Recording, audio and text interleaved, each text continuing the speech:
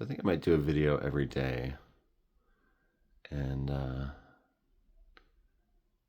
one series of videos will be every bookcase.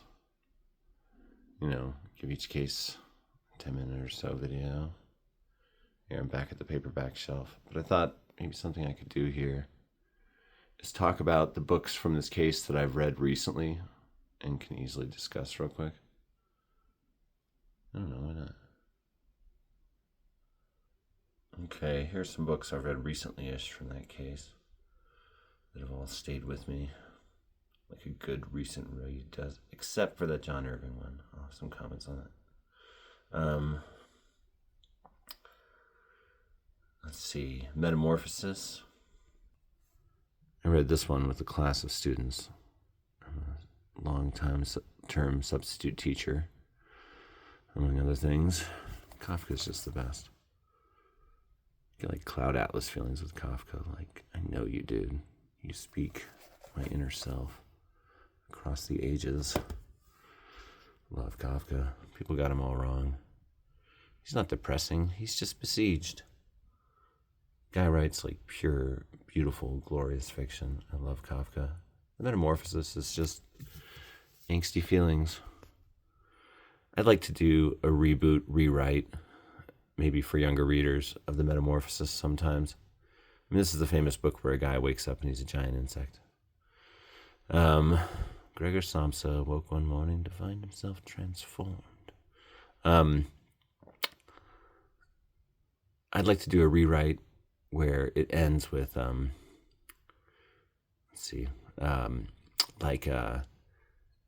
instead of the insect just being injured and dying, which is what happens in the book. Spoiler alert. I'd like the insect to discover that it has wings and fly out the window, begin a new amazing chapter of life. I had this idea for a series of optimistic rewrites of classic dire scenarios.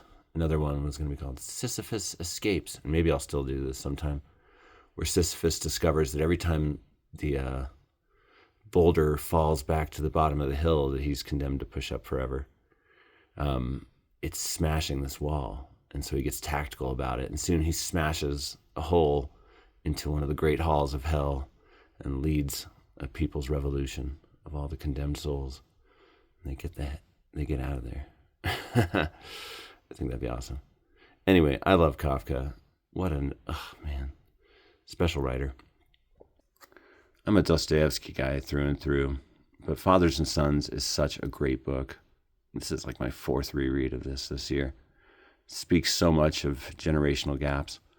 I think it says a lot about the difference between boomers and the younger generations. I'm an Xennial, millennials, even Gen X. Actually, maybe especially Gen X. Bazarov, the nihilist in this, he's kind of a Gen X type. Just rejects everything. But I love this book. It's full of profound insights and beautiful prose. Dostoevsky, you're my favorite forever. But this guy wrote some good stuff too. I just love these books so much. They're novels in verse. I've seen some anthologies of classic experimental poetry and the avant-garde poetry in America type things that start with this. The first one is from 1915, and the next one is from 1924. And they're great. They're both a work to me. To me, they're a single work. And I read them recently-ish, and I thought, here is somebody that understands existence. Profound. Influenced by Walt Whitman, obviously. I mean, each one is a single headstone and like a poem about or by whoever is in that headstone, and they're interconnected. This would make a great CW show. This is kept alive by actors doing the parts as monologues. This one is this place, And this one is The Place Changed by Modernism. And incredible books. I love it. There are lines in there where it's just like, you are such a poet. You see through time and space. Edgar Lee Masters. I love these books. One of these days I'm going to read more of your work. If you ever see the Sopranos prequel, I love the Sopranos, and I thought the prequel was a welcome addition. If you ever see that, it opens with a Spoon River homage, going over all these graves in a graveyard, and all the graves are speaking. These are American classics. I'm very interested in American literature and that idea. It's the closest thing to patriotism I really ever experienced, is being a part of a literary tradition that's really unique and that I appreciate. I think there's a lot of great American writing, and it's very specific. I recently read this book by Moses Coit Tyler, A History of American Literature, before the 1770s. Fascinating. Great book. Really got a lot out of it. I mean, it's of its time for sure. An old book. But this book turned me into a zealous preacher of the Church of Sinclair Lewis. Can I get an amen? He's so great. This book is amazing. And reading about his process, I'm like, you're a similarly insane writer with a methodology like nobody has. He's like, well, I'm writing a book about churches and stuff. Better go like hang out with these preachers for years and years and do deep dive research. And he like thought about American life in this prismatic, complete way. And he's like, I need to write something that reflects all of these things.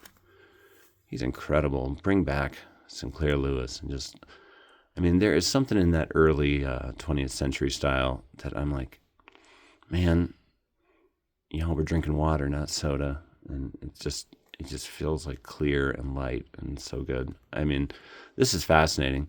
This is the story of a con man whose secret is that he can weaponize sincerity. So just like fascinating. Oh my gosh. And such a condemnation of those sorts of aspects of all of us. In this book, here's the granddaddy of us all. Hero of our time. I mean, this is kind of where Russian symbolism began. When I read this book, I immediately read it again. I rarely do that.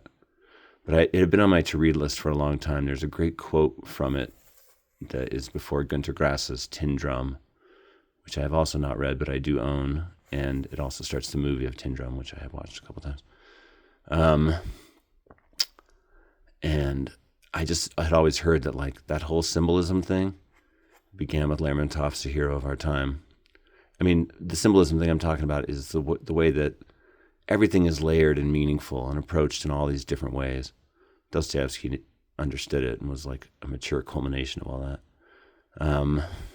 But Lermontov, I mean, I guess it begins here. This is a brilliant book. Is that an Edward Gorey cover? It might be. This is translated by Nabokov. Crazy. He was always negative about Dostoevsky, though, and wrong. He'd be like, Dostoevsky just dashed everything off. No, he didn't. I've freaking read that guy's notebooks. Dostoevsky was a thoughtful writer, and I'd say a much better writer than you, Nabokov. Fancy lad in his fancy parlor writing his fancy books. But this is a great translation, so Nabokov, there's good things about him, too. But anyway, I'm going to reread all these books. This is not going to be the only video for these books. It's just I felt like I could maybe say a couple things on them right now. Yeah. Oh, this is a great book. This book has my favorite setting, maybe, of any book, and it's so vivid in my mind. It's these Caucasus Mountains in Eastern Europe, and it's so remote, and there's only like tuberculosis sanitariums, health retreats, or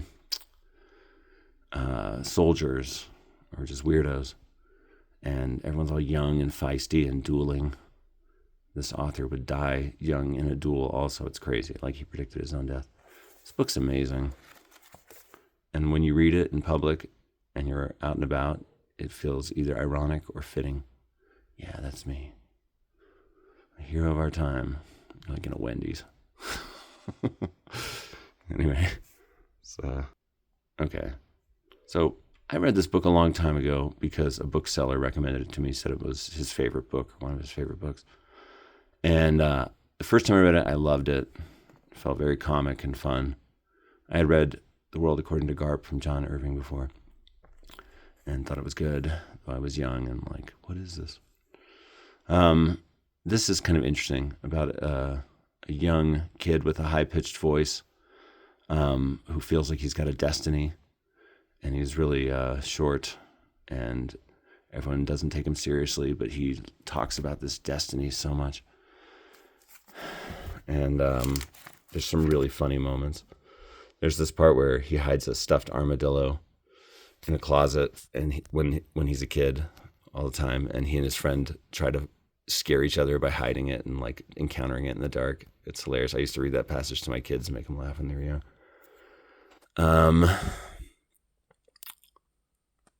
But I recently reread it. I felt like I was watching a Disney Channel movie or something. It's this fluff. I don't think I'm into this stuff anymore. I DNF'd it, as some other book channels say. I did not finish it. I don't know. There's this play where everything goes wrong. I'm like, why? It's just not the wavelength I'm on at the moment. But no, I think it's good. And he's a close observer of humans. And this really is like a great portrait of like, you know, a certain sort of people in New England at a certain time. And he gives like all the backstory, like family history for some of these characters. And some of it overlaps with my IRL family history. Like preacher John Wheelwright in Salisbury was my ancestor's preacher, and he's in that. Anyway, I'll give it another chance sometime. I have to now that it's on this case. And, you know, like anything, it's subjective. I can hate a good movie if I go in the wrong headspace, you know? This is so boring. Yeah, dude, you shouldn't have gone to a movie just now. You're like in a restless mode or something. This is not... Anyway. Well, so, yep. Some thoughts on some of the books I read recently in this case.